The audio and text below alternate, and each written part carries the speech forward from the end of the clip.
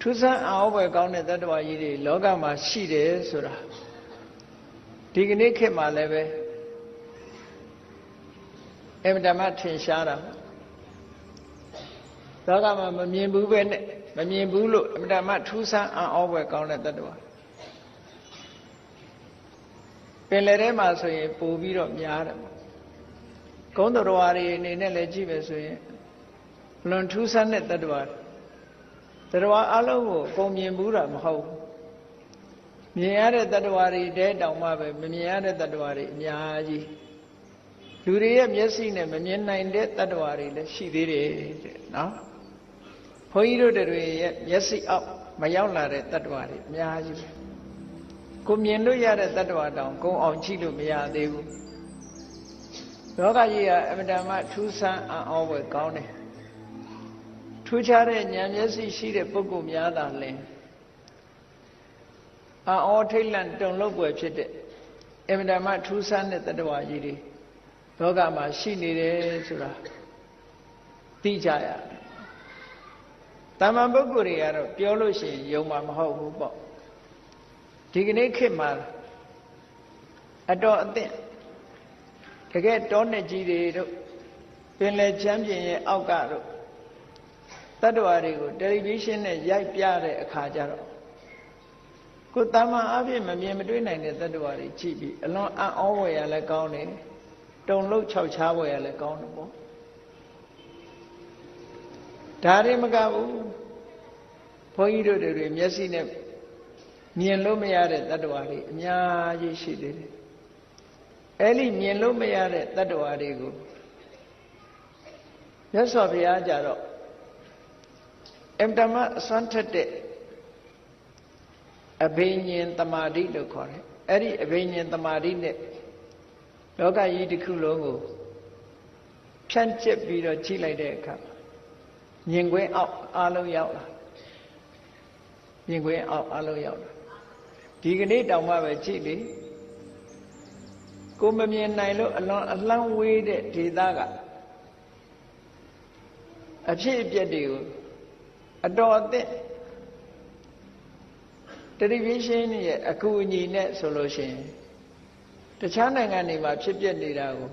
မှန်သားပြင်ပေါ်မှာလာပြီးတော့တွေ့နေကြအဲ့ဒီတွေ့တဲ့ဟာတွေကအမှန်လားလို့မေးလို့ရှိရင်တကယ်အမှန်ပဲလေကိုမြင်နိုင်တာက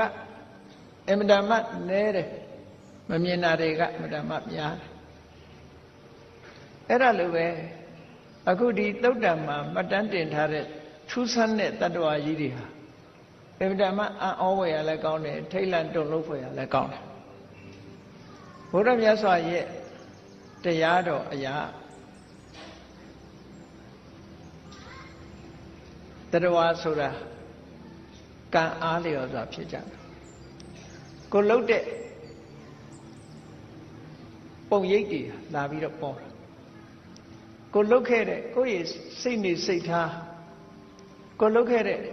အရာတွေကကိုယ်ဘဝတစ်ခုမှလာပေါ်နေကံကြမ္မာရဲ့ပုံရိပ်တွေကလာပြီးတော့ထင်တယ်တမာအဖြစ်စဉ်းစားကြည့်ဘုန်းကြီးတို့လောကလူသားတွေအများကိုမကြည့်နဲ့လာရှုံမျိုးသူမျိုးသားတွေတည်းပဲကြည့်ရုပ်ဆင်းလှပတဲ့ပုဂ္ဂိုလ်တွေရှိတယ်အယုတ်ဆိုးတဲ့ပုဂ္ဂိုလ်ရှိတယ်အသားမဲတဲ့ပုဂ္ဂိုလ်ရှိတယ်ဖြူတဲ့ပုဂ္ဂိုလ်ရှိတယ်ဉာဏ်ထက်တဲ့ပုဂ္ဂိုလ်ရှိတယ်ဉာဏ်မထက်တဲ့ပုဂ္ဂိုလ်သက်ရှည်တဲ့ပုဂ္ဂိုလ်ရှိတယ်အသက်တိုတဲ့ပုဂ္ဂိုလ်တွေရှိတယ်ပစ္စည်းဥစ္စာတဏကျွယ်ဝတဲ့ပုဂ္ဂိုလ်တွေရှိတယ်ဆင်းရဲမွဲတေတဲ့ပုဂ္ဂိုလ်တွေရှိတယ်ဒီကွဲပြားခြားနားမှုတွေကိုဘယ်သူကခွဲခြားပေးနေတာလဲလို့တခြားဘာသာဝင်တွေရဲ့အဖြေကတော့ရှင်းပါတယ်ဘုရားသခင်ဖန်ဆင်းတာပေါ့နော်ဘုရားသခင်ဖန်ဆင်းတာလို့ပဲဖြေမှာပဲဘုရားဘာသာတရားတော်အရာကြတော့အဲ့ဒီအဖြေမဟုတ်ဘူးမတူတဲ့အဖြေဖြေတယ်လူတွေရဲ့စိတ်နေသဘောထားတွေဟာမတူကြဘူးဒါမတူဘူးဆိုတော့အမတမမှန်တယ်ဒီဘဝမှာပဲကြည့်ညီကုံမောင်နှမတွေပင်ဖြစ်လင့်ကစားစိတ်နေသဘောထားတွေဟာတူညီမှုမရှိကြဘူးတဲ့နော် အဲ့ဒီစိတ်တွေသဘောထားတွေတူညီမှုမရှိတော့အတွေးခေါ်တွေအကြံအစီတွေလည်းကွဲပြားစိတ်ရဲ့တွေးတာတွေကလည်းတယောက်နဲ့တယောက်မတူတွေးတာတွေမတူလို့အပြောလည်းမတူဘူးအလုပ်လည်းမတူဘူးကွဲပြားခြားနားလာကြ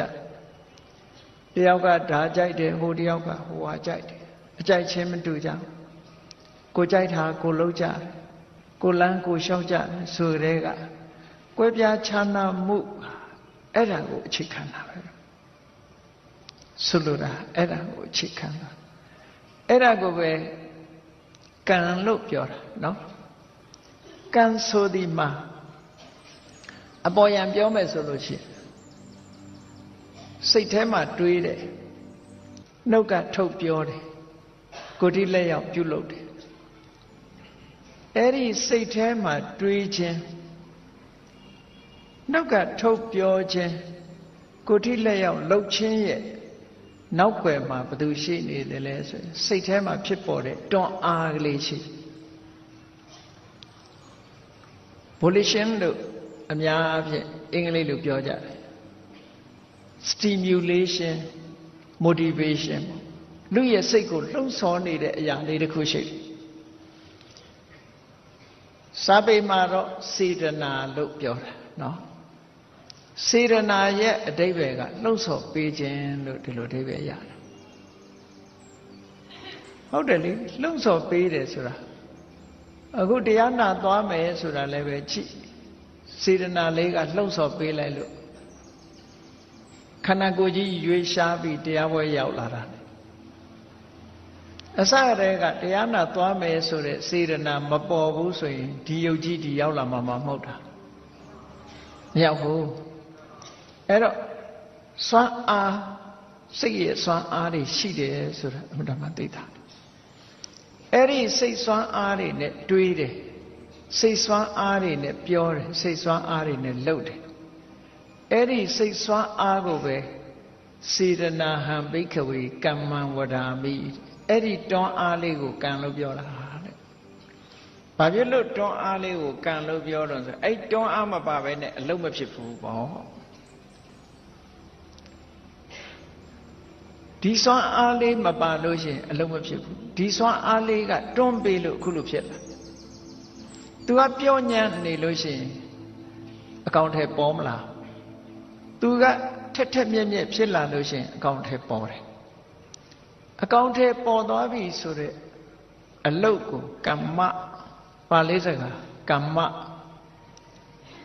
ကိုပဲအိန္ဒိယနိုင်ငံမှာသုံးတဲ့စကားလုံးနဲ့ပြောမှဆိုရင်ကာမဆိုတာအလုတ်ပဲအဲ့ဒီအလုတ်ကိုဘယ်သူကတွန်းပေးနေလဲဆိုရင်စေတနာတွန်းပေးနေတာဒါကြောင့်မို့စေတနာဆိုတဲ့တွန်းအားကိုပဲမြတ်စွာဘုရားကကံလို့ဟောတာအဲ့ဒီစေတနာဆိုတဲ့တွန်းအားလေးဟာအကောင်းကိုတွန်းတာရှိတယ်အဆိုးကိုတွန်းတာရှိတယ်ကောင်းတဲ့ဘက်တွန်းလို့ရှိရင်ကောင်းတဲ့အတွေးကောင်းတဲ့အပြောကောင်းတဲ့အလုပ်လုပ်ဖြစ်တယ်မကောင်းတဲ့ဘက်တွန်းလိုက်လို့ရှိရင်မကောင်းတဲ့အတွေးတွေတွေးတယ်မကောင်းတဲ့အပြောတွေပြောတယ်မကောင်းတဲ့အလုပ်တွေလုပ်တယ်ဟောဒီလိုဆိုလိုတာနော်အဲ့တော့ကောင်းမကောင်းဆိုတာဘာနဲ့ပြောကောင်းမကောင်းကြတော့ကြိုက်မကြိုက်နဲ့ပြောလို့မရဘူး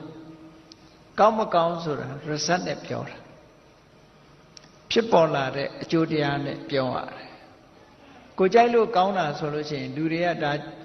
ဒွေရင်သီးကြိုက်ရင်ဒွေရင်သီးကောင်းမှာပေါ့ဒိန်ရင်သီးကြိုက်တဲ့လူကဒိန်ရင်သီးကောင်းမှာပေါ့ကြိုက်တာနဲ့ပြောလို့မရဘူးဘာနဲ့ပြောမှာဖြစ်ပေါ်လာတဲ့ result နဲ့ပြောကောင်းတဲ့အကျိုးတရားတွေကိုထုတ်ဖော်ရင်ကောင်းတဲ့အလုပ်လို့ပြောတယ်မကောင်းတဲ့အကျိုးတွေကိုဖြစ်ပေါ်စေလို့ရှိရင်မကောင်းတဲ့အလုပ်လို့ပဲပြောအဲ့တော့ကောင်းမကောင်းနဲ့ပတ်သက်ပြီးတော့မြတ်စွာဘုရားစံထားပြီးတော့ပြောတဲ့စကားလေးတစ်ခုဟာအလွန်မှတ်သားစရာကောင်းတယ်မှတ်ထားဖို့လိုတာပေါ့ဘာနဲ့တတ်မှတ်ကောင်းတာမကောင်းတာကိုကြိုက်မဲ့ကြိုက်နဲ့မတတ်မှတ်ဘူးဘာနဲ့တတ်မှတ်တယ်ဆိုစံနှစ်ခုနဲ့တတ်မှတ်မကောင်းတဲ့အလုပ်သို့မဟုတ်အကုသိုလ်လို့ဆိုတာဘယ်လိုဟာကိုခေါ်တာလဲလို့ဆိုရင်လုတ်ပြီးလို့ရှိရင်နောင်တပူပန်စေတတ်တဲ့အလုပ်ဒါတစ်ခုသူ့ရဲ့အကျိုးပေါ်လာတဲ့အခါမှာ ငိုကြီးချက်မှနဲ့ကြိတ်မိတ်ပြီးတော့ခံစားရတဲ့အလုပ်အဲ့ဒီအလုပ်နှစ်ခုဟာမကောင်းတဲ့အလုပ်လို့ခေါ်တယ်နော်မကောင်းတဲ့အလုပ်လို့ခေါ်တယ်တခါတည်းလူတွေကမကောင်းတဲ့အလုပ်မှလုပ်ရင်းကနေမပျော်ဘူးလားဆိုပျော်တယ်လေသို့တော့ result လို့ခေါ်တဲ့အကျိုးထွက်လာတဲ့အခါကျတော့ပျော်လို့မရဘူးဒါလို့ဆိုလို့လားနော်လုပ်ပြီးလို့ရှိရင်လည်းအော်ငါလုံးမိတာမှားလေခြင်းလို့စိတ်ထဲမှာပူလောင်စေတဲ့အလုပ်ဒါပေမဲ့လို့လူမိုက်တွေကြတော့နောင်တမရဘူးလို့ပြောကြတယ်သူလုပ်တဲ့အလုပ်ဆက်လုပ်တာresult ပေါ်တဲ့အခါကျတော့နောင်တမရပဲမနေဘူးအဲ့ကြတယ်result ပေါ်လာပြီဆိုရင်ဆိုးကျိုးခံစားရတယ်သူကအဲ့တော့အဲ့ဒီနှစ်ချက်နဲ့တတ်မှတ်မကောင်းဘူးဆိုတာလုတ်ပြီးတဲ့အခါမှာနောင်တပူပန်စေတတ်တယ်အကျိုးပေါ်ထွက်လာတဲ့အခါမှာ၎င်းအကျိုးကိုကြိတ်မိတ်ပြီးတော့စင်စင်ရဲရဲနဲ့ခံစားရတယ်ဆိုတဲ့အလုပ်မျိုးဟာမကောင်းတဲ့အလုပ်လို့သတ်မှတ်တယ်အပြန်အားဖြင့်ကောင်းတဲ့အလုပ်ဆိုတာပါလေကောင်းတာလုပ်ပြီးတဲ့နောက်မှာအလုပ်တစ်ခုကလုပ်ပြီးတဲ့နောက်မှာဘယ်တော့မှငါလုပ်မိတာမှားတယ်လို့နောင်တရเสียမလို့အကျိုးဖြစ်ပေါ်လာတဲ့အခါမှာလည်းပဲခြေနဲ့ဝမ်းသာစွာခံစားရတယ်တဲ့အဲ့ဒီအလုပ်မျိုးကိုကောင်းတဲ့အလုပ်ကောင်းတဲ့ကံလို့ဒီလိုပြောတာနော်ဒါကလူတိုင်းနားလည်အောင်ဘုရားမြတ်စွာကဟောကြားတယ်ပါဠိစာပေမှာဒီတိုင်းဟောထားတယ်နတ္တံကမ္မံကတံတာဓုယံကတ္တဝအနုတပတိဆိုလိုတဲ့အဓိပ္ပာယ်လွတ်ပြီးတဲ့နောက်မှာနောင်တပူပန်ရရင်မကောင်းတဲ့အလုပ်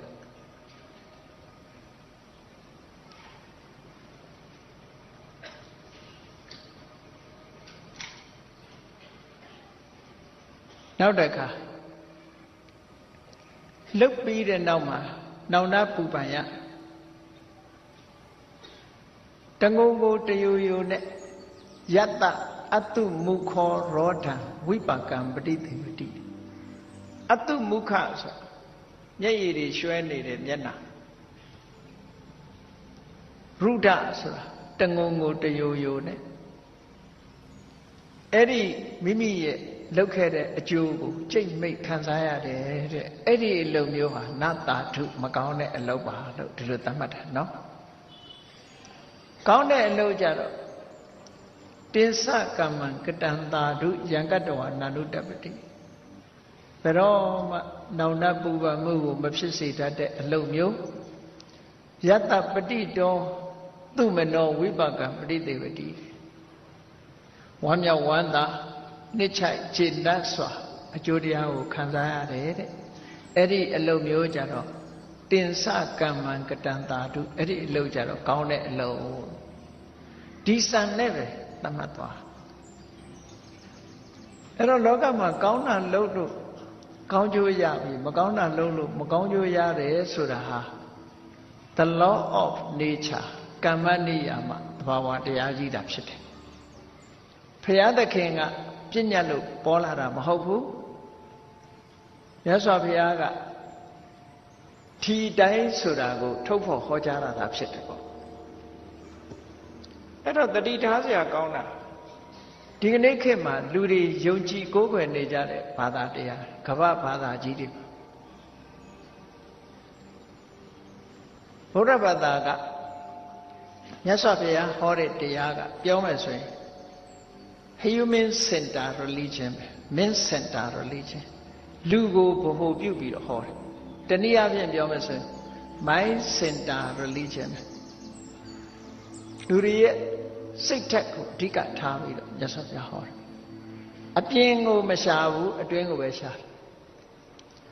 တယ်တခြားဘာသာတွေကြည့်မယ်ဆိုရင်ဘယ်ဘာသာပဲဖြစ်ဖြစ်တခြားဗုဒ္ဓဘာသာကလွဲရင်တခြားဘာသာတွေဟာ God center religion ပဲခေါ်ကိုဗဟိုပြုထားတာကောင်းတယ်ဆိုတာလဲခေါ်ကပြောတာနော်လူတွေရဲ့ကောင်းကျိုးဆိုးကျိုးကိုဖန်တီးပေးတာလဲခေါ်ပဲကောင်းကျိုးဆိုးကျိုးရဲ့အကျိုးတရားကိုခံစားဖို့ရာစီမံဆောင်ရွက်တာလဲခေါ်ပဲ ကောဆိုတာနတ်ပေါ့ကောင်းကင်ဘုံကနတ်ကြီးတကုရှင်ကြီးအဲ့ဒီတကုရှင်ကြီးဖန်ဆင်းသမျှလူတွေဟာသူပြုသမျှနုရမဲ့အနေအထားမျိုးပဲပြောမယ်ဆိုလို့ရှိရင်ဘာသာတရားတွေမှာဗုဒ္ဓဘာသာကလွဲရင်ကျန်တဲ့ဘာသာတွေကနတ်ကိုးကွယ်တဲ့ဘာသာတွေလို့ပြောလို့ရတယ်ဗုဒ္ဓဘာသာကကိုးကွယ်တာနတ်မဟုတ်ဘူးဘုရားကိုကိုးကွယ်တယ်ဆိုတာမြတ်စွာဘုရားစီကအဆုံးအမရဖို့ကိုးကွယ်တာဒီတဲ့ရှင်းတဲ့ဥပမာလေးတစ်ခုပြောမယ်ဆိုရင်နေမကောင်းတဲ့အခါလူတွေပဲသွားကြ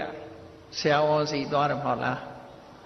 ဆရာဝန်စီသွားတာဘာရည်ရွယ်ချက်နဲ့သွားတာတုန်းဆိုဒီယောဂါကိုပျောက်အောင်ကုပေးနိုင်လိမ့်မယ်ဆိုယုံကြည်ချက်နဲ့သွားတာဒါဖြင့်ဆရာဝန်ကယောဂါကိုပျောက်အောင်ဘယ်လိုလုပ်တာတုန်းဆိုရင်ဒီယောဂါကဘာယောဂါဘာကြောင့်ဖြစ်တာဘယ်ဆေးစားရမယ်ဘယ်ဟာနဲ့မတည့်ဘူးဘယ်ဟာနဲ့တက်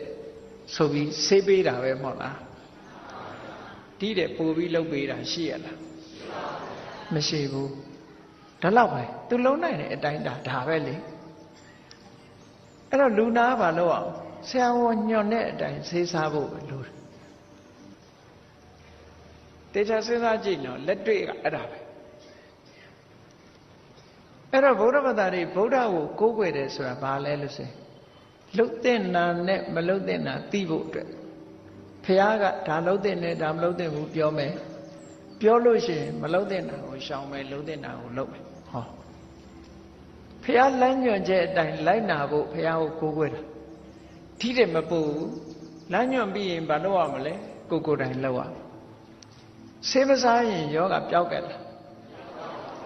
ဆရာဝန်ကဘလောက်ဆေးကောင်းပေးလူနာကဆရာဝန်ပြောတာနဲ့ကြောင်းပြန်လုပ်နေတယ်ဆေးမစားဘူးဆိုရင်ပျောက်မလားမပျောက်ဘူးအဲ့တိုင်မြတ်စွာဘုရားကဟောတဲ့တရားဆိုတာဆေးလိုပဲဆေးညွှန်းတဲ့သဘောပဲဒါလိုရမယ်ဒါမလိုရဘူးအဲ့တော့ဒါကဘာသာရေးနဲ့တင်ပတ်သက်သလားလို့ဆိုဘယ်ဟုတ်မလဲသေချာစဉ်းစားကြည့်နော်လူတိုင်းမှာသားသမီးတွေရှိကြတယ်တတ်နိုင်တဲ့မိဘတွေကကိုသားကိုသမီးကိုအမြဲတမ်းချစ်တယ်ချစ်တဲ့အခါကျတော့ပညာတတ်ကြီးဖြစ်စေခြင်းညာမိဘတိုင်းပညာတတ်ကြီးဖြစ်ခြင်းတော့မိဘကသားသမီးကိုပညာတတ်ကြီးဖြစ်အောင်လုပ်ပေးနိုင်လားလို့ဆိုအတိုင်းအတာတစ်ခုပဲလုပ်ပေးနိုင်တယ်အကုန်လုံးမပေးနိုင်ဘူးတဲ့ဒါဖြင့်ဘယ်တိုင်းတာထိလုပ်ပေးတော့မိဘကသားသမီးကိုဘလောက်ထိအောင်လုပ်ပေးနိုင်တော့ဆိုကျောင်းကောင်းကောင်းထားပေးမယ်ဆရာကောင်းအပ်ပေးမယ်ဒါပဲမဟုတ်လားလိုအပ်တဲ့ငွေကြေးထောက်ပံ့မယ်ဒီတဲ့ပို့လို့မရဒါလက်တွေ့ကိုသားသမီးကိုဘလောက်ချစ်ပညာတတ်ကြီးဖြစ်အောင်လုပ်ပေးလို့မရဘူးလမ်းကြောင်းပဲ condition ပေါ့အခြေအနေကောင်းလေးကိုဖန်တီးပေးအခြေအနေကောင်းကိုဖန်တီးပေးတာဒီတဲ့ပို့လို့မရဘူးအဲ့တော့မြတ်စွာဘုရားကိုကိုးကွယ်တယ်မြတ်စွာဘုရားလုပ်ပေးတာလေအခြေအနေကောင်းကိုပဲဖန်တီးပေးလို့ရတယ်ကဲတင်မယ်မဆမယ်ဆိုတော့မဖြစ်နိုင်ဘူးအပြောသာဖြစ်လို့ရတယ်လက်တွေ့မှာဖြစ်လို့မရလက်တွေ့မှာမဖြစ်နိုင်ဘူးကဲလို့ရတယ်ဆိုလို့ရှိရင်ကိုသားသမီးတွေပညာရှိအောင်လုပ်ပေးလို့ရတာပေါ့တကယ်တော့လုပ်မပေးလို့မရဘူးသူကိုယ်တိုင်စ조사မှုတွေလိုအပ်တယ်ကိုကတော့နိုင်ငံခြားလွတ်ပြီးငွေကြေးကြီးကြကုန်ခံကြောင်းကောင်းကောင်းထားပေးပါရဲ့သားသမီးကမလုပ်ဘူးဆိုတာကြတော့ပညာတတ်ဖြစ်ပါမလားဒါလောကမှာလက်တွေ့မြန်မာနိုင်ငံကဘုန်းကြီးတို့နဲ့သိတဲ့ဆရာဝန်ကြီးတယောက်နိုင်ငံခြားကိုလွတ်လိုက်တယ်တငယ်ချင်းတွေနဲ့ပါရဂူဘွဲ့ယူဖို့လွတ်လိုက်တယ်ဟိုရောက်တဲ့အခါကျတော့စာကြိုးစားဘူးရှိတဲ့ငွေသုံးဖြုံပြီးတော့နေတယ်တယောက်ကစာကြိုးစားတယ်ပြန်လာတော့ပါရဂူဘွဲ့နဲ့ပြန်လာတယ်ဟိုတယောက်ကဘွဲ့မရခဲ့ဘူးသွားရချင်းတူတူပဲတယောက်ကရတယ်တယောက်ကမရဘူးဒါဟာလက်တွေ့ပဲပေါ့နော်အဲ့တော့ကိုလုံးဝကိုရတယ်အပိုင်းနှစ်ပိုင်းခွဲထားရလုံးလို့ရတဲ့အပိုင်းလုံးလို့မရတဲ့အပိုင်း တချို့ပြောကြလေခော့ကိုးကွယ်တဲ့ပုဂ္ဂိုလ်ခော့ကအကုန်လုတ်ပေးလို့ရတယ်ဆိုလို့ရှိရင်အကုန်လုတ်ပေးလို့ရမယ်ဆိုလို့ရှိရင်ဒါဖြင့်လုတ်ပေးပါလားခော့ကိုကိုးကွယ်တဲ့ပုဂ္ဂိုလ်တွေမအိုရဘူးမနာရဘူးမသေးရဘူးဆင်းရဲတဲ့လူမရှိစေရဘူးချမ်းသာတဲ့လူတွေကြီးပဲရှိရမယ်လို့ခော့ကိုမကိုးကွယ်တဲ့ပုဂ္ဂိုလ်တွေမြန်မြန်သေးမယ်မြန်မြန်အိုမယ်မြန်မြန်နာမယ်အကုန်လုံးဆင်းရဲမွဲတေနေမယ်ဒီလိုကောရှိရလားကဘာမှာချမ်းသာတာဆင်းရဲတာဖရာသခင်နဲ့ဘာမှမဆိုင်ဘူးဖြစ်နေဟုတ်ကဲ့လားကိုးကွယ်မှုဘာသာတရားနဲ့မဆိုင်ဘူးဖြစ်နေကိုကြိုးစားလို့ခြေနေပေးလို့ချမ်းသာသွားကြတယ်ကြိုးစားလို့ချမ်းသာသွားကြတယ်ခြေနေကောင်းပေါ်မှာရောက်သည့်အတွက်ကြောင့်ချမ်းသာသွားကြတယ်အဲ့တော့ဒီလိုလက်တွေ့ကြတဲ့လက်တွေ့တာရကတွေရှိပါရဲ့တန်းနဲ့မမြင်ရတဲ့အရာကိုစွန့်မိတ်ပြီးတော့ယုံကြည်နေတာကတော့စဉ်းစားတာကြည့်ပြီးတော့ပေါ့နော်လောကလူသားတွေကဘာသာတရားနဲ့ပတ်သက်လာလို့ရှိရင်တော့အမှန်တမ်းလူတွေကကြောက်တာဘာသာတရားနဲ့ပတ်သက်လာတဲ့အခါကျတော့အမှန်တမ်းအသိဉာဏ်နေပါသွားကြတယ်အဲ့ဒါကြောင့်မို့မြတ်စွာဘုရားကဟောတယ်ဒီကိစ္စမှာပဲဖြစ်ဖြစ်အမှန်မြင်ဖို့လိုတယ်အမှန်မြင်ဖို့လိုတယ်နိဗ္ဗာန်သွားဖို့လည်းပဲအမှန်မြင်ရမယ်တန်တရားကြီးထဲမှာချမ်းချမ်းသာသာသွားဖို့လေအမှန်မြင်ရအမှန်မြင်တာကိုပါဠိလိုသမ္မာဒိဋ္ဌိလို့ခေါ်တာပဲအမှန်မြင်ဖို့လိုတယ်အမှန်မမြင်သေးသမျှကလပ်ပတ်လုံးလမ်းကြောင်းမှန်မို့ဘယ်တော့မှမရောက်နိုင်ဘဝခရီးမှာလျှောက်လန်းနိုင်အေးဘုရားမြတ်စွာဟောကြားတော်မူခဲ့တဲ့တရားအရာလူတွေရဲ့စိတ်ထဲမှာဖြစ်နေတဲ့စေတနာဆိုတဲ့တွန်းအားတွေကဘဝကြီးတစ်ခုကိုအဆုံးဖြတ်ပေးနေတယ်တတ္တဝါတွေရဲ့အခြေအနေကိုအဆုံးဖြတ်ပေးနေတယ်တတ္တဝါတွေကိုဖန်ဆင်းပေးနေတာသူဟာအဓိကသူတူတယ်လားလို့ဆိုမဟုတ်ဘူးဘသူတွေပါတော့ဆိုအမှန်မသိတဲ့အဝိဇ္ဇာပါတယ်တွေ့တာမမောရတဲ့တဏှာပါတယ်မသိတာရဲ့လူချင်တာရဲ့လှုပ်တာရဲ့ဒီသုံးခုပေါင်းသွားတာပဲအမှန်မသိသည့်အတွက်ကြောင့်လူချင်မှုတွေဝင်လာလူချင်မှုတွေဝင်လာလို့လှုပ်ပြန်လှုပ်တော့ဘာဖြစ်ရဒါကိုပဲဝတ်သုံးပါးလို့ခေါ်တာစာလို့ပြောတဲ့အခါကျတော့ဝတ်သုံးပါးကခက်နေတယ်လို့ဖြစ်တယ်စာလို့ပြောရင်ကိလေသာဝကမ္မဝဝိပါကဝဝတ်သုံးပါးတို့ရဲ့ချုပ်ငြိမ်းရာလို့ပြောနေကြတယ်ဝတ်ဆိုတာလဲပတ်ပြီးတော့ဖြစ်နေတဲ့အကြောင်းတရားတွေကိုပြောတာအကြောင်းနဲ့အကျိုးပြောတာလဲပတ်ပြီးတော့နေတာလဲပတ်ပြီးရင်လဲပတ်တယ်ဆိုတာတစ်ရှိလို့နှစ်ရှိလာတယ်နှစ်ရှိလို့သုံးရှိတယ်ဟာဒီလိုလဲတာကိုပြောတစ်မရှိရင်နှစ်မရှိဘူးနှစ်မရှိရင်သုံးမရှိဘူးဒါလဲပတ်မှုရပ်သွားပြောအဲ့ဒါကြည့်လေဘုသုံးပါးဆိုတာဗမာလိုချင်းချင်းလေးမှတ်ချင်လိုချင်တယ်လှုပ်တယ်ရတယ်လိုချင်ပြန်တယ်လှုပ်ပြန်တယ်ရပြန်တယ်ဟောလိုချင်တာကိုကိလေသာဝလှုပ်တာကိုကာမဝရတာကိုဝိပါကဝလို့ပြောတယ်ဒါနဲ့သွားတာပဲလေလိုချင်မှုဆိုတဲ့ကိလေသာဖြစ်သည့်အတွက်ကြောင့်ကာမဝဆိုတဲ့ကောင်းကံဆိုးကံတွေကိုလှုပ်တယ်လှုပ်သည့်အတွက်ကြောင့်ဝိပါကဝဆိုတဲ့အကျိုးတရားတွေကိုရနေတော့ဒီတိုင်းရနေလားဆိုမရပြန်ထပ်လိုချင်တယ်ဆိုတာတော့အမှန်တမ်းထင်ရှားတယ်လေလိုချင်မှုကရမရလာရှိုးမျိုးစုတွေမျိုးသားတွေပဲကြည့်ပေါ့တိုက်တလုံးရရင်နောက်ထပ်ယူအောင်မလားဆိုရင်မေးရင်ဟောကားတစ်စီးရရင်နောက်ထပ်ကားတစ်စီးယူအောင်မလားဆိုရင်ယူမှာပဲလိုချင်မှုကရမှမရထားလေအဲ့ဒါလို့ကိလေသာဝကမ္မဝဝိပါကဝအဲ့ဒီဝတ္တမလဲနေတာအဲ့ဒီဝတ္တမကိုရဆိုင်ခြင်းဘာကိုရဆိုင်ရမှာတော့ကိလေသာဝကိုဖယ်ရမှာကိလေသာဝဆိုတာလိုချင်မှု အမှန်မသိမှုဒါကိလေသာဝခေါ်တယ်အမှန်သိသွားရင်မလို့ခြင်းတော့မလို့ခြင်းမလို့တော့မလို့ရင်မရတော့ဘူးပေါ့ဒါပေါ့မရတော့ရင်အေးချမ်းသွားတာပဲဒါကတန်တရားနဲ့ပြောတာနော်တန်တရားနဲ့ပြောတဲ့အခါအဲ့လိုနားလဲရကဲကောင်းပြီဘဝဆိုတာဘဝကြီးရဲ့လက်တယ်ဟာဘာတူလဲလို့ပြောတဲ့အခါတခါတည်းရမြတ်စွာဘုရားကတဏှာဆိုတဲ့လူကျင်မှုသိမ့်ပိုက်မှုဟာဘဝရဲ့လက်တယ်ပဲလို့တော်တော်များများတုတ်တန်နေမှာဘဝနိတိဘဝကိုဆွတ်ဆောင်သွားတဲ့အရာလို့ဒီလိုဟောတယ်မြတ်စွာဘုရားတပည့်ဆက်ကြတဲ့မှာလည်းကြည်ယာယံတဏှာပောနုဘဝိကာတဲ့ဘဝသစ်တွေကိုထုတ်လုပ်တာဘယ်သူလုံးဆိုတဏှာပဲလေလိုချင်တာကထုတ်နေတာလိုချင်တော့လှုပ်တာပေါ့ဈာထဲမှာဘုရားကတဏှာကိုဥတည်ပြီးတော့ပြောပြမယ်လို့နှစ်ခုထပ်မှတ်ရလိုချင်မှုတဏှာရှိတော့ဘာလာတော့ဆိုလှုပ်တယ်လှုပ်တာကကံလိုချင်မှုတဏှာရှိလို့လှုပ်တယ်လှုပ်တော့ရတယ်ဒီလိုဆိုလို့ဒါဖြင့်လိုချင်မှုရဲ့ရှေ့မှာဘယ်သူရှိပြန်တော့ဆို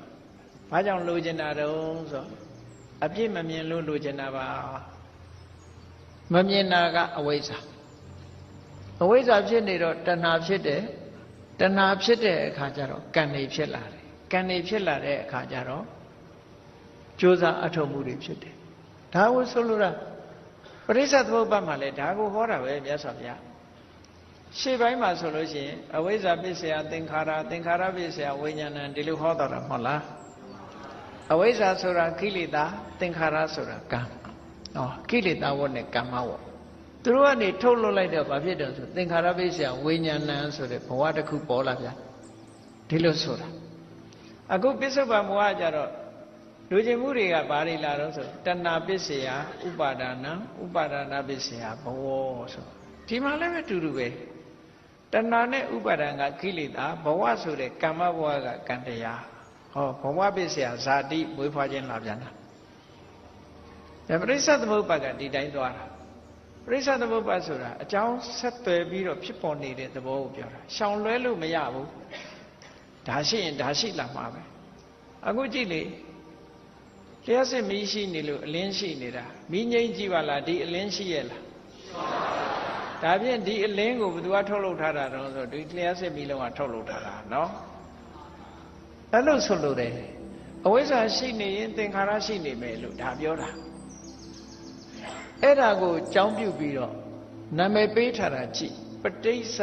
သမုပ္ပါဒပဋိစ္စဆိုတာတခုခုစွဲမိပြီးတော့သမုပ္ပါဒဖြစ်ပေါ်စေတတ်တဲ့အကြောင်းတရားဒီလိုအဓိပ္ပာယ်မှတ်ရမယ်ပဋိစ္စဆိုတာတခုခုစွဲမိပြီးတော့မှသမုပ္ပါဒထုတ်လုပ်တာအဲ့ဒါအဓိပ္ပာယ်အမှန်နော်တချို့ကပဋိစ္စဆိုတာအကြောင်းတရားသမုပ္ပါဒဆိုတာအကျိုးတရားလို့အဲ့လိုပြောရင်စာနဲ့မညီဘူးမှန်လည်းမမှန်ဘူးနော်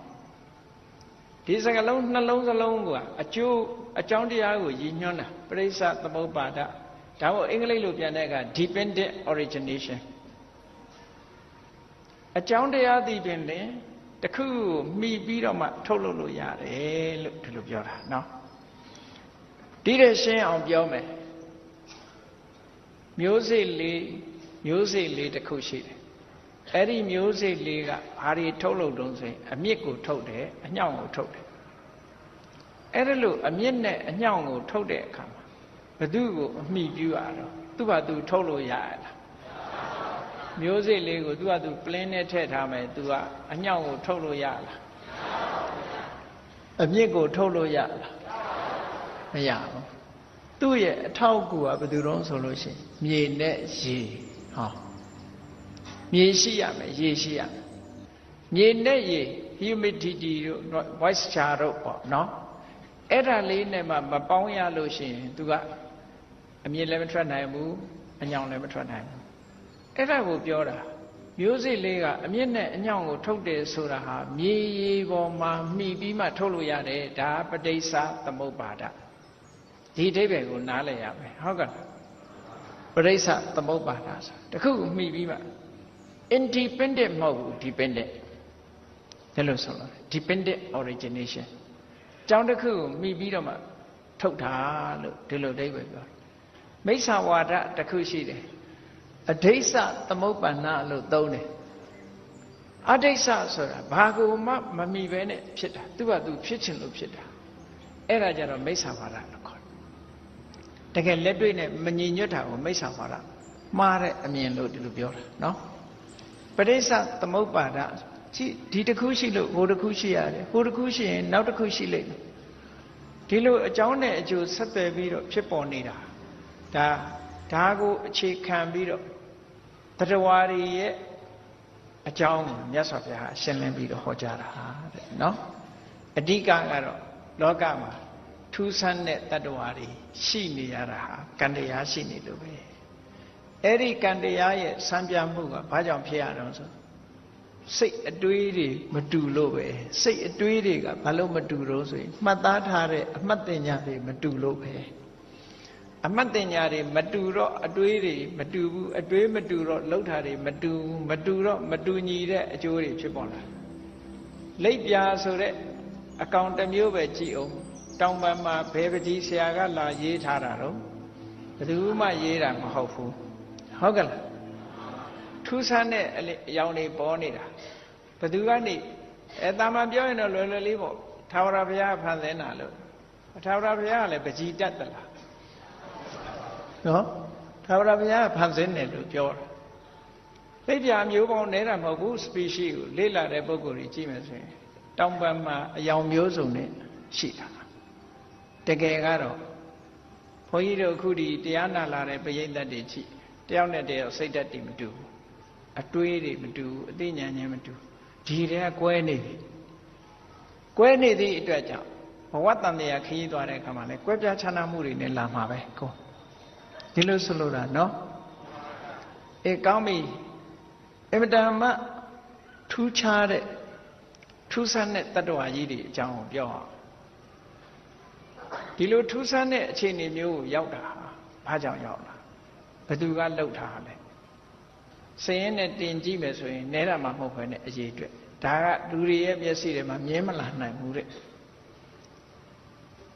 ဘယ်သူကတွေ့တာတော့လို့ဆိုပထမဆုံးစတွေ့တာတော့မြတ်စွာဘုရားသခင်ကိုရမြတ်ကိုယ်တိုင်တွေ့ခဲ့တယ်တွေ့တယ်ဆိုတာပဂတိမျက်စိနဲ့တွေ့တာမဟုတ်ဘူးမြတ်စွာဘုရားကတမာတိလုပ်ငန်းမှာစွန့်ထက်တယ်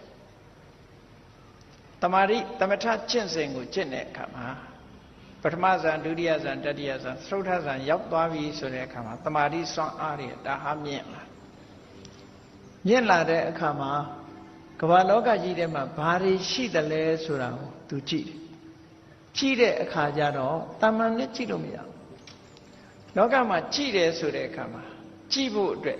ဘာအကူအညီလိုအပ်တယ်ဆိုရင်အလင်းရောင်ရဲ့အကူအညီလိုအပ်တယ်ဒါအမှန်ပဲမှောင်ကြီးထဲမှာမြင်ရပါ့မလား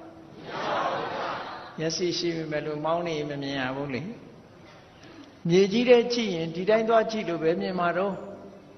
မြတ်စွာဘုရားဒိဗ္ဗစက္ခုနဲ့ကြည့်တယ်လို့ဆိုတာမြေကြီးထဲကြည့်တယ်ဒီတိုင်းကြည့်ပဲမြင်မှာတော့သဘာဝဆိုတာဆန့်ကျင်လို့မရဘူးအမြင်ရဲ့အကူအညီအလင်းပဲ condition လို့ခေါ်တယ်နော်အမြင်ရဲ့အကူအညီအလင်းရောင်ပဲအဲ့ဒါကြောင့်မို့လို့ဒိဗ္ဗစက္ခုနဲ့ကြည့်ဘာနဲ့ကြည့်အလင်းရောင်လို့တယ်ညသွားတဲ့အခါကျဓာမိနဲ့ထိုးကြည့်မြင်ရတယ်မဟုတ်လားအဲ့ဒါလို့ပဲဒိဗ္ဗစက္ခုအဘိညာဉ်နဲ့ကြည့်ကြပြီဆိုရင်လောကကြီးတစ်ခုလုံးကိုအလင်းရောင်အရင်ဖြန့်ရတယ်ဖြန့်ပြီးတော့မှအဲ့ဒီအလင်းအားနဲ့ကြည့်တဲ့အခါအကုန်ပေါ်လာတယ်ခုခေတ်လည်းကြည့်လေမှန်ဘလူးအားနဲ့ပေါ်တယ်ဆိုဗိုင်းရပ်စ်တို့ဘာတို့ပေါ်လာတာမဟုတ်လားလို့တမ္မာမျက်စိနဲ့ကြည့်လို့ရှိရင်ဒီပိုးတွေကမြင်ရတာမှမဟုတ်ပဲမှန်ဘလူးအားနဲ့ကြည့်ရင်မြင်ရတယ်မဟုတ်လားတယ်လီစကုပ်တို့နက်ခတ်ကြည့်တဲ့မှန်မြောင်းကြီးတွေတို့အမတန်အားကောင်းတာတွေနဲ့ကြည့်ပြီးတော့ခုသိပ္ပံဆရာတွေကပြောနေတယ်မဟုတ်လားလာနဲ့ကျဲနဲ့ဘယ်လောက်နီးနေတယ်တို့ဘာတို့လာအသစ်တွေ့တယ်တို့ကျဲအသစ်တွေ့တယ်တို့ပြောတော့သူကြည့်ပြောတာပဲလေတမ္မာမျက်စိနဲ့ကြည့်ပဲမြင်မှာတော့အဲ့ဒါလိုပဲဒိဗ္ဗစက္ခုနဲ့ကြည့်လိုက်တဲ့အခါမှာအလင်းရောင်ဖြန့်ကျက်ပြီးတော့ကြည့်ရအဲ့လိုကြည့်လိုက်တဲ့အခါမှာမြတ်စွာဘုရားရဲ့မြင်ကွင်းထဲမှာအင်တန်မှထူးဆန်းတဲ့တတ္တဝါကြီးတွေပေါ်လာတယ်ပ ပေါ်လာတဲ့အခါကျတော့နောက်တစ်ဆင့်ထက်ပြီးတော့ကြည့်တယ်ဒီကောင်ကြီးတွေဒီတတ္တဝါကြီးတွေဘာဖြစ်လို့ဖြစ်ရတာလဲလို့သူတို့လာတဲ့လမ်းကြောင်းတိုင်းလိုက်ကြည့်တာဘယ်ကလာတာတော့နော်ဒီကောင်ကြီးတွေမွေးလာတာဘယ်ကလာမွေးလာတော့အတိတ်ဘဝကသူတို့ဘာလုပ်ခဲ့တာတွေပါအကုန်သိတာဒါဒိဗ္ဗစက္ခုကယထာကမ္မုပကဉာဏ်လို့ခေါ်တယ်သူ့ရဲ့လောက်ရတွေပါဒီဘဝနဲ့မဟုတ်ဘူးအတိတ်ဘဝကလှမ်းမြင်လို့ရတယ်မြင်တဲ့အခါမှာခုနကဆက်ဆက်ပြီးတော့ကြည့်လိုက်တဲ့အခါဟိုဘဝတုန်းကဘာတွေလုပ်ခဲ့တယ်ဆိုတာတွေပါအသေးစိတ်သိသွားတယ်အဲ့ဒါလို့သိတဲ့အခါကျတော့မြတ်စွာဘုရားဟောတာဒါကြောင့်မို့ဘုရားဟောတဲ့တရားကတယံအဘိညာကိုယ်တိုင်သိပြီးတော့မှသစ္စိကတ္တဝါလက်တွေ့သုံးချပြီးတော့မှပဝေဒေမိဟောတာတဲ့အင်တမစိန်ချတဆင့်ပြောတာမဟုတ်ဘူးတမန်တော်ကတဆင့်ပြောတာလည်းမဟုတ်ဘူးနော်ဒီပြင်လူတွေမကြားရဘူးတမန်တော်ကပြောတာသာကိုကြားရတယ်ဒါမျိုးမဟုတ်ဘူးဟီယာဆေးဆိုတာတဆင့်ပြောတဲ့စကားမျိုးမဟုတ်ဘူးကိုယ်တိုင်ကြားတာမြတ်စွာဘုရားကိုယ်တိုင်သိတာကိုယ်တိုင်မြင်ပြီးတော့ဒီလိုခေါ်တာလို့ဆိုလို့အဲ့ဒါကိုဘုန်းကြီးတို့တွေကထပ်ဟောတာနော်ဒီလိုဆွလို့တယ်ကဲအဲ့တော့မြတ်စွာဘုရားကမြင်ထားတဲ့တ attva တွေဘုရားကမြင်ပြီးသားတ attva တွေမြင်ပေမဲ့လို့ဘယ်သူမှမပြောရင်လောကလူတွေကယုံကြမယုံတာလေမဖြစ်နိုင်ပါဘူးပဲအရင်ပြောမှာပဲမရှိနိုင်ပါဘူးပြောမှာပဲအဲ့ဒါကြောင့်မို့လို့မြတ်စွာဘုရားကစကားတစ်ခုပြောတဲ့အချိန်ကျမှပြောမပြောအမှန်တမ်းထူးဆန်းတဲ့တ attva တွေဟာဒီဖျားဖြစ်သူရောက်တဲ့နေ့ဒိဗ္ဗစက္ခုဘိညာဉ်ရတဲ့အချိန်မှာအကုန်လုံးမြင်ထားတယ်အဲ့ဒီနောက်မှာလဲဒိဗ္ဗစက္ခုဘိညာဉ်နဲ့ကြည့်တော့တ attva တွေအလုံးအကုန်မြင်ရကြည့်ကျင်တဲ့နေရာအကုန်ကြည့်အကုန်မြင်ရအဲ့ဒီမြင်ပြီးသားတွေကိုတ attva တွေကိုပြောပြသလားဆိုမပြောလူဆိုတာကယုံကြမယုံတာလေကိုမမြင်ရရင်လူကယုံတာမှမဟုတ်တာယုံကျင်တဲ့ခါတော့ယုံတယ်လေနော်ယုံကျင်တာကြတော့ယုံတယ်စွတ်မိတ်ပြီးတော့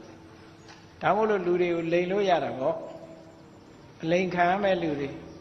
လောကမှာလိန်တဲ့လူကိုစောင့်နေတာအလိန်ခံကျင်တဲ့လူတွေကပြည့်နေတာလိန်မဲ့လူလာရင်ယုံအောင်ပါပဲဘယ်သူကလိန်သွားလိန်တာတော့လူတွေကအလိန်ခံမှုရတော့စောင့်နေကြသို့တော့စဉ်းစားဉာဏ်ရှိတဲ့ပုဂ္ဂိုလ်တွေကတော်တော်များများမယုံဘူးကိုမမြင်ရလို့မယုံတဲ့လူတွေကအများကြီးအဲ့တော့ဒီထူးဆန်းတဲ့တ attva တွေကိုဘယ်သူကစမြင်လာတော့ဆိုဘုရားမြင်တာပဲသို့တော့နောက်ထပ်ဘယ်သူမြင်တယ်လဲလို့ဆိုတဲ့အခါဒီသုတ္တမှာဖော်ပြထားတာမြတ်စွာဘုရားကရာဇဂိုပြေဝေလွန်အကြောင်းတော်မှာသတင်းသုံးနေတယ်ရှင်မောက္ကလန်နဲ့ရှင်လက္ခဏာတို့ကရာဇဂိုပြေနာကခိစကုတ်တောင်ပေါ်မှာသတင်းသုံးတာဘုရားကေယဖျားဘူးသွားတဲ့လူတွေတွေ့လိမ့်မယ်ခိစကုတ်တောင်တို့ခရီးလည်းရှိတာအဲ့ဒီခိစကုတ်တောင်မှာနေပြီးတော့မနဲ့ကြတဲ့အခါကျတော့ရာဇဂိုမြို့ထဲကိုဆွမ်းကံဝင်တာတောင်ပေါ်ကနေဆင်းလာကြတဲ့အခါကျတော့ရှင်မောက္ကလန်ဆိုတာတမာတိအကျင့်ကိုအမြဲတမ်းကြည့်တွတ်တွတ်လဲလဲအခုကြည့်ခြင်းအခုဖြတ်ခနဲ့ဝင်စားလို့ရတယ်သူကဖြတ်ခနဲ့ဝင်စားလို့ရတယ်အေးတရားထိုင်တဲ့အလေးချင်းရှိတဲ့လူတွေကနော်9မိနစ်7မိနစ်တော့သူကမရရတိုက်ဒီထိုင်ရဲ့အိတ်လို့ရတယ်အိတ်ပြော်သွားတာလဲကြမသွားဘူးသူတို့အကျင့်ရှိနေတယ်ဟုတ်ကဲ့လားထိုင်ရဲ့အိတ်တဲ့အကျင့်ရှိသွားတယ်လဲမတော်ဘူးအကျင့်မရှိတဲ့လူကတော့ငိုက်နေတာပဲလေခေါင်းတညိမ့်ညိမ့်နေဖြစ်နေအမဲဟိုလူကတော့မတ်နေတာပဲဒါပေမဲ့လို့ကြည့်ရင်အိတ်နေတာအဲ့ဒါမျိုးလည်းရှိသေးတယ်နော်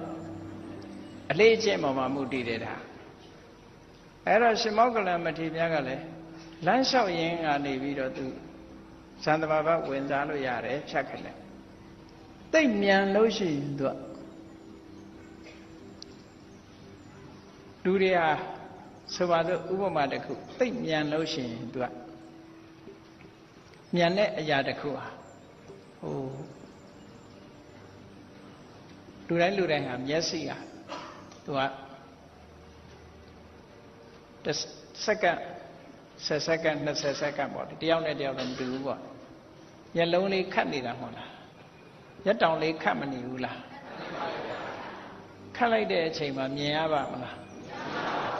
မမြင်ရဘူးအလွန်မြန်သည့်အတွက်ကြောင့်တယ်လီဗီရှင်းကြည့်တဲ့အခါမှာမျက်တောင်ဘလောက်ခတ်ခတ်လွတ်သွားတယ်လို့မရှိဘူးမိတ်သွားတာသိတော့မသိလိုက်တကယ်တော့မိတ်သွားတဲ့အချိန်လေးကမှောင်သွားတဲ့အချိန်လေးပဲကြည့်ကြည့်ပါလားကိုယ်မျက်လုံးလေးခတ်လိုက်ရင်မှောင်သွားတာလေသို့တော့မှောင်သွားတာမသိကြဘူးလေအဲ့ဒါလိုပဲတွက်လက်တဲ့လို့ရှိရင်မသိတာတဲ့အကြောင်းပြောပြတာပါရှင်မောကလန်ကလည်းလမ်းလျှောက်ရင်ကိစ္စကုတ်တောင်ကဆင်းလာတဲ့အခါဇံဝင်စားပြီးတော့တမဘတ်ဝင်စားပြီးအဘိညာဉ်နဲ့သူ့ရှေ့ပတ်ဝန်းကျင်ကိုသူကြည့်လိုက်တာဘာတွေ့တော့မျက်စိလည်းဖွင့်လိုက်တယ်မျက်စိဖွင့်တယ်ဆိုတာဒိဗ္ဗစကုအဘိညာဉ်နဲ့ကြည့်လိုက်တယ်နာသောတာလည်းဒိဗ္ဗသောတာအဘိညာဉ်လည်းပဲဖွင့်လိုက်တယ်ဖွင့်လိုက်တဲ့အခါမြင်လဲမြင်လဲကြားလဲကြားလမ်းလျှောက်နေတဲ့အတွင်းလေးမှာဖြစ်တာနော်ကောင်းကင်ယံမှာဗာမြင်လိုက်တုံဆိုအသားမပါအယိုးကြီးပဲ skeleton ပေါ့အယိုးစုကြီးလူတော်ဝါလို့အကောင်အယိုးစုကြီးကြီးအဲ့ဒီအကောင်ကြီးကိုလက်ဓာတ်တွေကြီးကန်းတွေစွန်ရဲတွေကနေပြီးဝိုင်းစိတ်လိုက်တော့အဲ့ဒီကောင်ကြီးကအောနာတယ်အယိုးစုကြီးဆိုအသေးကြီးမဟုတ်ဘူးအရှင်ကြီးသူကနော်လက်ဓာတ်တွေသူ့ကိုဝိုင်းပြီးတော့ငှက်တွေကစိတ်နေကြတာစိတ်တော့သူကအော်လိုက်တာလေနာလို့အော်နေတယ်အဲ့ဒီအတန်ကိုတာမန်လူတွေကမကြားရဘူးသူ့ကိုလည်းတာမန်လူတွေကမမြင်ရဘူးရှင်မောကလန်ကဒိဗ္ဗစကုနဲ့လမ်းကြည့်လိုက်တဲ့အခါကျတော့အဲ့ဒီကောင်ကြီးကိုမြင်လိုက်တာကောင်းကင်ယံမှာဖြတ်ခနဲ့ကြည့်လိုက်တော့အဲ့ဒီကောင်ကြီးမြင်ရတာအိုးတနာစရာអော်လိုက်တဲ့အတန်ကြီးကဒါနဲ့ရှင်မောကလန်ဖြတ်ခနဲ့တန်ဝေကရပြီးတော့စဉ်းစားတယ်အော်ဒီလောက်ထူးဆန်းတဲ့တရားမျိုးလည်းပဲရှိသေးတာမလားလောကကြီးမှာငါတို့တော့တရားဓမ္မကျင့်ကြံကြိုးကိုအထုတ်လို့ဒီတတ္တဝါမျိုးအဖြစ်ကလွတ်ရတယ်လို့စိတ်ထဲမှာဝမ်းသာသွားလို့သူကပြုံးလိုက်တာအမှတ်တမဲ့ပြုံးလိုက်တာကိုသူနဲ့တူတူဆင်းလာတယ်ရှင်လက္ခဏာကမြင်တယ်ရှင်ဗျာကိုရောကြီးပြုံးတာကြီးလည်းဘာပြုံးတာတော့ဆိုတော့ရှင်မောကလန်ကမဖြေဘူးဘာလို့လဲဆိုသိထူးဆန်းနေတော့မဖြစ်နိုင်ပါဘူးကိုရောလို့ပြောမှဆိုလို့ဟောကိုရောတဲ့ဒီမေးခွန်းဒီနေရာမှာမေးနေအောင်နဲ့ဖះရှိရောက်တဲ့အခါမှာမေးပါတဲ့ဆွမ်းခံဆင်းသွားကြဆွမ်းခံလို့ပြန်လာကြပြန်လာပြီးတော့ညနေရောက်တဲ့အခါမြတ်စွာဘုရားစီရောက်ကြဖះရှိရောက်တဲ့အခါကျတော့ရှင်လက္ခဏာကလည်းသိကျင်လာမေးတယ်မနေ့ကကိုရောကြီးပြုံးတယ်ဘာဖြစ်လို့ပြုံးတာတုံးဆိုတော့ဈေးကင်တယ်ပေါ့နော်မဖြေသေးဘူးဘုရားရှိခိုးမှာမေးအခုဘုရားရှိခိုးရောက်ပြီကိုရောမေးတယ်ထပ်ပြီးတော့ဘာဖြစ်လို့ပြုံးတာတော့လို့ဆိုတော့သူကအဲ့ဒါပြောပြကိုရောတဲ့အမတမထူးဆန်းတယ်တဲ့ကောင်းကင်ယံမှာမော့ကြည့်လိုက်တော့ skeleton အယိုးစုကြီးတတဝါကောင်ကြီးထူးဆန်းတဲ့တတဝါကြီးဒီကောင်တွေ့ရတယ်အဲ့ဒီကောင်ကြီးကအယိုးစုဆိုပေမဲ့လို့အသက်ရှိတယ်လက်ရတွေကြီးကန်းတွေကဝိုင်းစိတ်နေတာကိုသူကအောနေတာတဲ့နာလုံးလို့ရုံးကန်အော်ပြီးတော့ပြေးလွှားနေတာတဲ့အဲ့ဒါကြီးကိုသူမြင်ခဲ့တာတဲ့အင်တမထူးဆန်းတယ်လို့ဆိုတော့မြတ်စွာဘုရားကထောက်ခံတယ်ဟုတ်တယ်ဟုတ်တယ်အော်စရာကောင်းတယ်တဲ့ငါတပည့်တွေအခုဒီလိုတတ္တဝါမျိုးတွေတောင်မှအမှတ်တမဲ့မနေပဲနဲ့မြင်နိုင်တဲ့ဉာဏ်တွေသိနိုင်တဲ့ဉာဏ်တွေရလာကြပြီဒီတတ္တဝါကြီးကိုငါအရင်တုန်းကတည်းကမြင်ခဲ့တယ်ဒါပေမဲ့လို့ဘယ်သူမှမပြောဘူးဘာဖြစ်လို့ပြောလဲယုံကြမှာမဟုတ်လို့မပြောတာတဲ့ဆိုပြီးတော့မြတ်စွာဘုရားကဆက်ပြောတယ်ဒီတတ္တဝါကြီးဟာဘာဖြစ်လို့ဒီလိုအနေထားမျိုးအယိုးစုကြီးဖြစ်ပြီးတော့အကောင်လောင်တွေဝိုင်းစိတ်ထားကိုအော်ဟစ်ပြီးတော့ဒုက္ခခံနေရတာတုံးဆိုသူဟာတဲ့လွန်ခဲ့တဲ့ဘဝတုန်းကရာဇဂျိုပြည်ကနွားသက်သမားကြီးတဲ့ကြည့်နော် သူ့ရဲ့အတိတ်စာကြောင်းကိုသွားကြည့်လိုက်တဲ့အခါသူဘယ်သူတုံးဆိုနွားတသမကြီးတဲ့ဟိုဘွားတုန်းကနွားတွေကိုတတ်ဖြတ်ပြီးတော့ရောင်းချစားတော့တဲ့လူနေ့စဉ်နွားတွေကိုတတ်ဖြတ်ပြီးတော့ရောင်းနေတဲ့လူတယောက်သေတဲ့အခါကျတော့အဲ့ဒီအကုသိုလ်တွေသူများတဲ့တတ်တယ်ဆိုတဲ့ကဘယ်ရဲလဲကူကူပဲဟုတ်မလဲဒေါသနဲ့တတ်တာပဲနော်သူများတဲ့ကိုတတ်တယ်ဆိုနွားကလည်းပဲလဲဆင်းပြီးပဲခံလိုက်မလဲရုံးမှာပေါ့အဲ့ဒီနွားကိုတတ်ပြီးတော့နေ့စဉ်နဲ့အမျှနွားတတ်ပြီးရောင်းပြီးဘာတွေလုပ်ခဲ့တော့ဆိုအသားကိုပြောင်းနေအောင်ချစ်ယူပြီးတော့အသားတွေကိုရောင်းချအယိုးတစ်ပုံအသားတစ်ပုံတရေတစ်ပုံထားပြီးတော့အကုန်လုံးရောင်းချပြီးတော့စားတောက်လာရတာနေ့စဉ်နဲ့အမျှသူ့နေရာမှာနွားအယိုးပုံကြီးကိုသူအမြဲတမ်းမြင်နေရတယ်တဲ့ဟုတ်တယ်လေနွားတတ်တဲ့လူကနွားယိုးပုံကြီးမြဲမြင်ရမှာပဲအသားကတော့ရောင်းလိုက်တော့မရှိတော့ဘူးအယိုးကတော့ကျန်းနေတာကိုနွားယိုးတွေအမြဲတမ်းမြင်နေရတာတဲ့အဲ့တော့သူဒီလိုနွားတွေကိုတတ်ဖြတ်ပြီးအသက်မွေးဝမ်းကြောင်းလောက်သေတဲ့အခါကျတော့အဲ့ဒီအကုသိုလ်ကနေပြီးတော့ငရဲကိုနေ့ရာပေါင်းများစွာထောင်ပေါင်းများစွာတောင်းပေါင်းများစွာသိမ်းပေါင်းများစွာငရဲမှာခံရတယ်တဲ့ငရဲကလွတ်တဲ့အခါကျတော့အဲ့ဒီသူမြင်နေကြအယိုးပုံကြီးကစိတ်ထဲမှာထပ်ပေါ်လာတယ်နော်အဲ့ဒါကိုကမ္မနမိတ်လို့ခေါ်တာလူတွေဟာဘယ်သူပဲဖြစ်ဖြစ်သေကံနေကြတော့သူလုပ်ခဲ့တဲ့ကံနေစိတ်နေသဘောထားတွေကပြန်ပေါ်တယ်အဲ့ဒီကံလုပ်တဲ့အချိန်ကအနေအထားမျိုးတွေအချမ်းရံအကြောင်းတရားတွေ condition တွေပြန်ပေါ်လာတယ်ဒါကိုကမ္မနမိတ်လို့ခေါ်တယ်သူလုပ်ခဲ့တဲ့အချိန်တုန်းကဒီကမ္မနမိတ်တွေကပြန်ပေါ်လာတဲ့အခါကျတော့သူ့မျက်စိထဲမှာငရဲကလွတ်တော့ဘာကြီးမြင်တော့ဆိုအယိုးပုံကြီးမြင်အယိုးပုံကြီးမြင်လို့ငရဲကလွတ်ပြီးအဲ့ဒီအကုသိုလ်ကံရဲ့အကျွင်းအကြံအနေနဲ့သူခံလိုက်ရတာဒီအယိုးစုပြိတ္တာကြီးလာဖြစ်တာလို့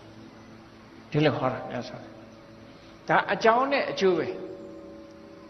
အကြောင်းနဲ့အကျိုးဆက်ဆက်လာနော်အဝိဇ္ဇာပစ္စယသင်္ခါရဒီအလုပ်ကိုလုပ်ရင်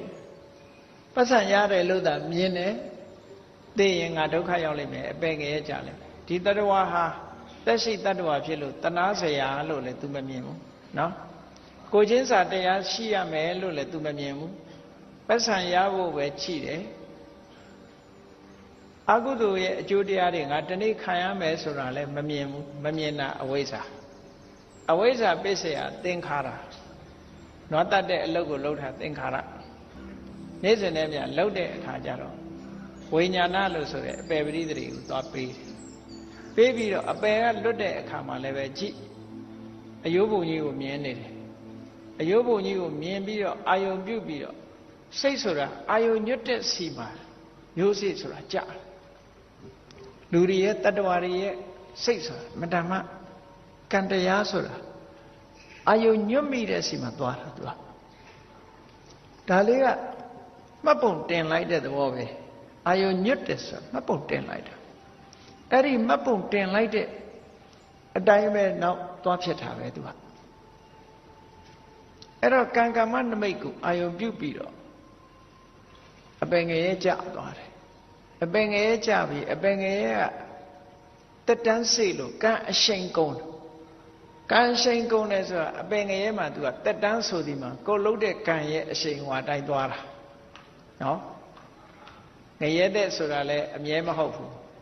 တချို့ကျတော့9ရက်လောက်နဲ့တင်ကံကုန်သွားတယ်ဘာနဲ့ဥပမာတူတော့ဆိုရင်ဒုံးမြန်ကိုပြစ်တဲ့အခါမှာပြစ်လိုက်တဲ့အားရှိသလောက်ဒုံးမြန်သွားနေမှာပဲဂျားထဲမှာဒုံးကွင်းဒုံးနဲ့ပြစ်ချရင်တော့လေဒါဥပိ္ပစေတကပေါ့နော်ဒုံးမြန်များဟာပြစ်လိုက်တဲ့အခါမှာပြစ်တဲ့ဟာမပါတော့ဘူးအရှိန်နဲ့တင်သွားနေတာကဲဒုံးမြန်ကကိုနားမရှိဘူးဘတ်ခွတို့လောင်လွှေးတို့နဲ့လောက်စလုံးကိုကဲဘတ်ခွနဲ့ပြစ်လိုက်တယ်ဆိုတာဒီတရေရဲ့အင်အားရှိသလောက်ဒီလောက်စာလေးကပြေးမှာပဲလေအဲ့ဒါလို့ပြေးတယ်လို့ပဲကိုလုတ်ခဲ့တဲ့ကံရဲ့စွမ်းအားရှိသလောက်သူရဇက်ကသွားနေမှာသူကစွမ်းအားကုန်ရင်ကျသွားတာပဲဆုံးတတ်တာဒီနွားတသမားဟာလည်းပဲသူကံအရှိန်ကုန်တဲ့အခါကျတော့အပင်ငရဲမှာသူက ဘဝတစ်ခုအဆုံးသတ်သွားတာအဲ့ဒီအဆုံးသတ်တဲ့အချိန်လေးမှာသူ့မျက်စိတွေကဘာတွေပြန်မြင်မြန်လို့ဆိုဒီအယိုးပုံကြီးပြန်မြင်နေတယ်ပြန်မြင်သည့်အတွက်ကြောင့်ငရဲကလွတ်လာတဲ့အခါကျတော့ဒီပြိတ္တာကြီးလာဖြစ်တာဆက်ဆက်နေတာနော်အကြောင်းမဲ့ဖြစ်တာမဟုတ်အဲ့ဒါကိုမြတ်စွာဘုရားကဟောပြတာကံတရားရဲ့အကြောင်းကြောင့်ဒီတတ္တဝါကြီးကဒီလိုဖြစ်ရတယ်လို့ဒီလိုဟောတာအေးဒါကြောင့်မလို့အမတန်မှလောကကြီးဟာအမတန်မှကြောက်စရာကောင်းတယ်ကိုလှုပ်တဲ့ကံကြမ္မာပုံရိပ်တွေဟာကိုယ့်ဘဝမှာလာပြီးတော့ပေါ်နေတတ်တယ်ဒါကြောင့်မို့လို့ဘုန်းကြီးတို့တွေမကောင်းတဲ့ကံတွေမလုံးမိအောင်ကောင်းတဲ့ကံတွေများများလုပ်ဖို့ကိုယ်သာလင်ပဓာနာကိုယ်စိတ်ကိုဖြူစင်အောင်ထားပြီးတော့ညီသည့်တ attva ကိုမှညှင်းဆဲတပ်ဖြတ်ခြင်းဆိုတဲ့အလုပ်တွေကိုမလုံးမိအောင်ကြိုးစားအားထုတ်ကြရမှာဖြစ်တယ်အဲ့ဒါလို့မလုပ်ဘူးဆိုလို့ရှိရင်ကံကြမ္မာပုံရိပ်တွေဟာကိုယ်စီကိုရောက်လာမှာပဲဒါရှောင်လွှဲလို့မရဘူးအဲ့ဒီအချိန်မှာဘုရားသခင်ကလာခဲ့လိမ့်မယ်လို့တော့မအောင်မိတ်လေးနဲ့နော်ဘယ်ဘုရားသခင်မှကယ်နိုင်မှာမဟုတ်ဘူးအဲ့ဒီအချိန်နေကြတော့အားလုံးဟာကံကြမ္မာရဲ့ကောင်းမွေဆိုးမွေတွေကိုလှုပ်တဲ့လူခံရတယ်ဆံရတယ်ဘာဖြစ်လို့ခံရဆံရတော့ဆိုကိုယ်တဏ္ဍမှာဖြစ်တဲ့အရာကိုယ်တဏ္ဍမှာဖြစ်တဲ့အရာဆိုတာကိုယ်ပဲခံရစဉ်းစားကြည့်လေကိုယ်ခန္ဓာကိုယ်မှာယောဂတစ်ခုရတယ်ဆိုရင်ဒီပြင်လူကခံရလားကိုယ်ခံရတာလားကိုယ်သွေးသားထဲမှာဖြစ်ရင်ကိုယ်ပဲခံအဲ့ဒါလိုပဲအကုသိုလ်ဆိုတာကိုယ့်ရဲ့စိတ်ထဲမှာဖြစ်တာကုသိုလ်ဆိုတာလည်းကိုယ့်ရဲ့စိတ်ထဲမှာဖြစ်တယ်ကိုယ့်ရဲ့စိတ်ထဲမှာဖြစ်တော့ကိုယ်သာလင် responsible ပေါ့ကိုယ်နဲ့ပဲပတ်သက်တယ်သူများနဲ့ဘာမှမဆိုင်ဘူးအဲ့ဒါကြောင့်မို့ဒီလိုကိုလှုပ်တာကိုပဲခံရတယ်ဆိုတဲ့ကမ္မတက္ကတာတမ္မာဒိဋ္ဌိဟာဘုရားဘာသာအတိုင်းမရှိဒါမရှိရင်ဘုရားဘာသာမဖြစ်နိုင်ဘူးနော်ကံကံဤကျိုးလက်ခံယုံကြည်ခြင်းဆိုတဲ့ကံကံဤကံသာလင်မိမိရဲ့ဥစ္စာကိုယ်ပိုင်ဥစ္စာဖြစ်တယ်ကိုယ်ပိုင်ဥစ္စာဖြစ်တယ်ဆိုတာဘာကိုပြောတာတော့ဆို I am responsible ဖြစ်တာပြောတာနော်ကိုလှုပ်တာကိုပဲတောင်းဝယူပါကောင်းတာလှုပ်လို့မြတ်စွာဘုရားဟောတယ်လေယံကမ္မံကရိတန္တိကလျာဏံဝါပဝကံဝါတတ္တကမ္မတ္တဒါဘုိတ္တမှာလေတို့ဘာလှုပ်လို့ကောင်းတာလှုပ်လို့ဆိုးတာလှုပ်လို့သမျှတို့အကောင်းအမွေဆိုးမွေတို့ပဲခံရမယ်ဒါမှန်ကန်တဲ့အမြင်တစ်ခုပဲတဲ့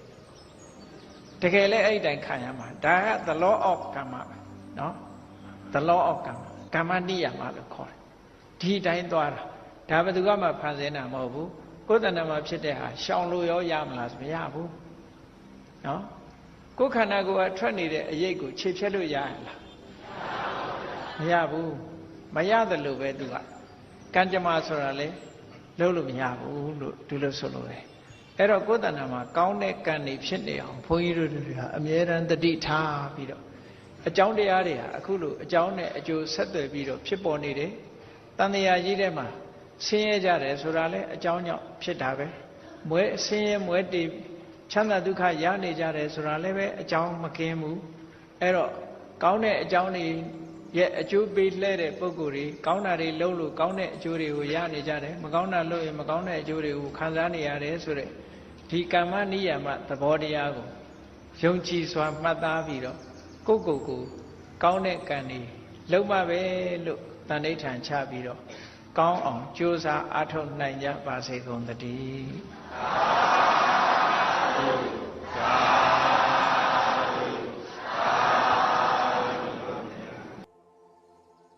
ကဲမေတ္တာပို့ရအောင်တတ္တဝါများစွာဖေးရန်กว่า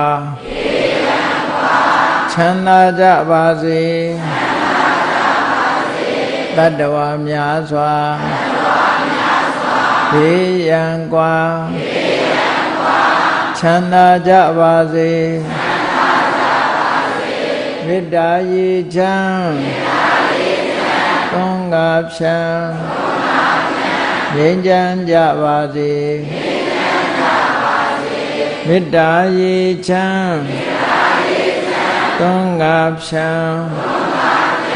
ငြိမ်းချမ်းကြပါစေ သက်ရှိချမ်းသာစိတ်ချမ်းသာလိုရာဆန္ဒပြည့်ပါစေသက်ရှိချမ်းသာစိတ်ချမ်းသာလိုရာဆန္ဒပြည့်ပါစေဘုံလန္တာဒုက္ခပင်ကစားမေတ္တာပုံနေတုသင်္ကမမနောတရတိတဝေတံဘဝယန္တုဒုက္ခနကမေတ္တာပုံနေတုသင်္ကမစုပေါင်းပုအပ်မေတ္တာဓာတ်ဟုရောင်ပြူပါဝင်ငွေလာမင်းနှင့်ရောင်ခြင်းရှဲယုံပေါင်းဆောင်ရခြင်းကြောင့်တဝေတံကျွမ်းမဲ့ဥတုံလုံးစုံများစွာတတ္တဝါတို့၏မနောတရတိမြင့်မြတ်ဖြူစင်အေးကြည်လင်သည့်ရေစဉ်ပြည့်တင်းစိတ်နှလုံးတည်ဟုသောရေအိုင်ကြီးအတွင်း၌ဒုက္ခပင်ကစားစင်ထာဝရအေးမြကြည်သာတာယာပွင့်လန်းချမ်းသာဒုက္ခတည်ဟုသောကုမုဒ္ဒရာကြာပန်တို့သည်ဖုံးလန္တာဝန္တာရွှင်မြူဝမုံလူလျက်ကြည်နူးဝဲကြုံဖူးပွင့်ကြအကုန်သည်ဖြစ်၍ဒုက္ခနကလေအောင်လေးတဲ့ရောရှက်သင်ပြန်ပီတိတိဟုသောယနန်တို့သည်ဘဝယန္တုကောင်းစွာမဲ့သွေကြိုင်လိုက်၍နေကြပါစေကုန်တည်း